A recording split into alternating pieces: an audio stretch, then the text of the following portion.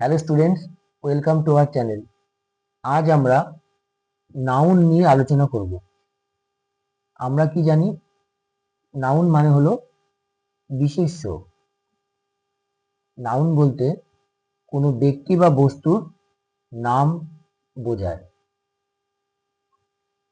এই নাউনের কতগুলো ক্লাসিফিকেশন আছে, চলো আমরা দেখে নেওয়া যাক। এটা হলো টোটাল আমাদের ছকটা। আমরা জানি নাউন মানে হলো বিশেষ্য।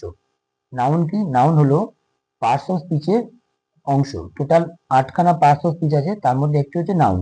নাউনকে মনে রাখবে দুটি ভাগে ভাগ করা যায়: কংক্রিট নাউন, বস্তুবাচক, যেমন বুক, পেন এগুলো।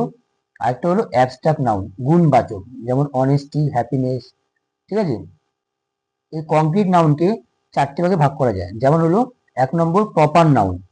ভালো করে খেয়াল করবে, প্রপার নাউন মানে কোনো নামবাচক, কোনো কিছুর নাম বোঝাবে, যেমন রাম, শ্যাম, ইন্ডিয়া এগুলো। কমন নাউন কি? 2 নম্বর। যেমন কমন হচ্ছে জাতিবাচক, যেমন ধরো বয়, গার্ল এগুলো। নেক্সট হলো কালেকটিভ নাউন। কালেকটিভ কথা অর্থ হলো কি? সমষ্টিবাচক, যেমন ধরো টিম, একটা টিমের মধ্যে অনেক মেম্বার থাকে। বা গ্রুপ, গ্রুপে অনেক লোক থাকে। ঠিক আছে? নেক্সট হলো মেটেরিয়াল। মেটেরিয়াল মানে হচ্ছে বস্তুবাচক, যেমন ধরো গোল্ড, গোল্ড একটা বস্তু, সুগার একটা বস্তু এগুলো। এছাড়া নাউনকে আদার ক্লাসিফিকেশন যেগুলো আছে তার মধ্যে দুটো ভাগে ভাগ করা যায়। একটা হচ্ছে কাউন্টেবল নাউন। কাউন্টেবল মানে কি? গণনাবাচক, যেটা গণনা করা যায়, যেমন ধরো বুক, পেন এগুলো।